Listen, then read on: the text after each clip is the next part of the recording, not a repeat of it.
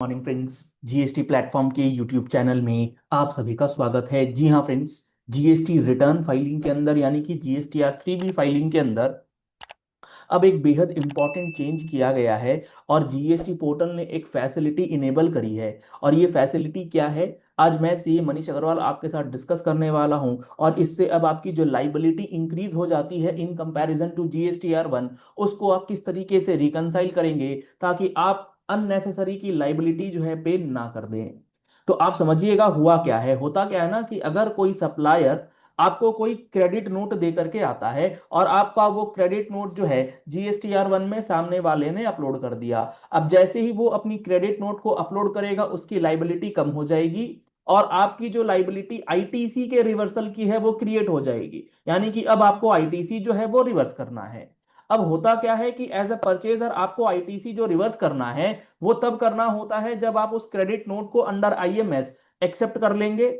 लेकिन आप क्या करते हैं, उस आईएमएस के अंदर आए क्रेडिट नोट को रिजेक्ट कर देते हैं। और रिजेक्शन करने के बाद अब आप क्या करेंगे, रिजेक्शन करने के बाद आप अपनी रिटर्न फाइल कर देंगे। तो आपका जो ये रिजेक्शन है आपके सप्लायर की लाइबिलिटी को इंक्रीज कर देता है। तो अब जो सप्लायर है यानी कि आप अगर क्रेडिट नोट इशू कर चुके तो आपको अपनी 3B के अंदर लाइबिलिटी जो है वो बढ़ी हुई दिखेगी अगर सामने वाले ने उसको रिजेक्ट कर दिया। अब जैसे ही आप जीएसटीआर 3B फाइल करने जाते हैं आप देखते हैं कि हमारा जो आईटीसी का अमाउंट था, लाइबिलिटी का अमाउंट था, वो ऑटोमेटिकली इंक्रीज हो गया उसकी वजह से, क्योंकि क्रेडिट नोट रिजेक्ट किए गए। कौन कौन से क्रेडिट नोट रिजेक्ट किए गए हैं इसका डेटा पहले अवेलेबल नहीं था।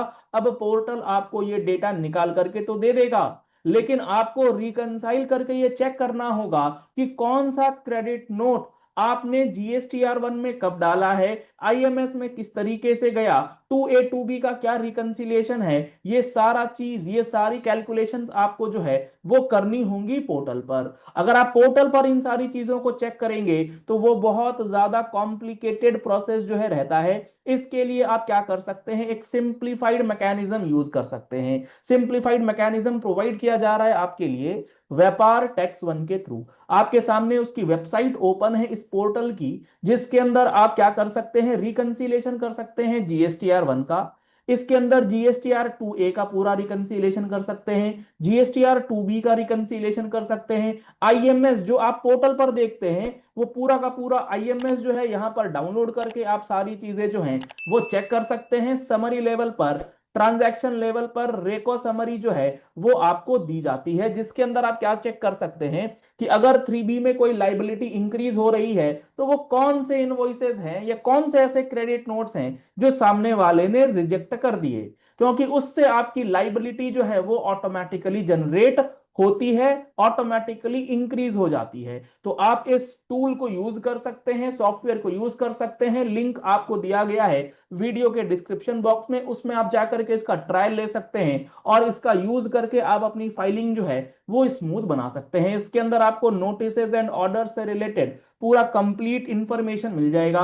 कंपनी की पूरी समरी आपके लिए अवेलेबल रहेगी कि कितनी रिटर्न्स आपने ऑन टाइम फाइलिंग करी है, कितनी लेट फाइलिंग है, क्या प्रोसेसिंग का आपका स्टेटस है। इसी के साथ साथ जीएसटी रिकंसिलेशन के अलावे आप अगर डेटा एंट्री करना चाहते हैं तो बैंक एंट्रीज जो हैं वो आप पीडीएफ से डायरेक्टली इसमें इंपोर्ट कर पाएंगे। सेल परचेजेस सारा कुछ ऑटोमेटिकली आप यहां पर इस सॉफ्टवेयर को यूज करके कर सकते हैं। तो आप इस सॉफ्टवेयर को चेकआउट करना बिल्कुल भी ना भूलें।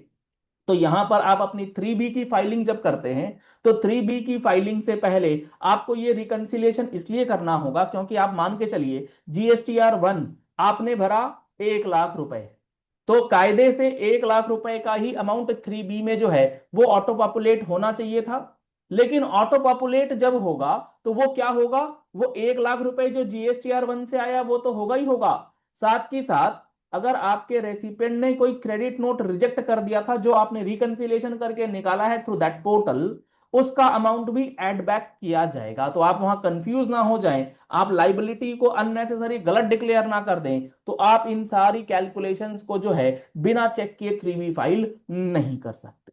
तो ये सारी चीजें जीएसटी पोर्टल जो है धीरे धीरे इनहेंस कर रहा है और ये सारी फैसिलिटीज जो है आपके रिटर्न फाइलिंग के पूरे एक्सपीरियंस को बदल देंगी, क्योंकि यहां पर जो लाइबिलिटी बन के आएगी उस पर इंटरेस्ट कैलकुलेशन, उस पर लेट फीस का कैलकुलेशन, बहुत कुछ डिपेंड करता है। चलिए इस वीडियो को यही एंड करते हैं। आशा करते हैं आपको ये सारी बात जो है समझ में आ गई होगी। 3B की फाइलिंग से पहले कौन सी नई फैसिलिटीज पोर्टल ने दी है और उसको कैसे यूज करना है। पहली बार आए हमारे यूट्यूब चैनल पर, हमारे चैनल को फॉलो कर लीजिएगा, सब्सक्राइब कर लीजिएगा नोटिफिकेशन बेल के साथ, ऐसी ही इंपॉर्टेंट एंड प्रैक्टिकल वीडियोस के लिए। Thank you and have a nice day.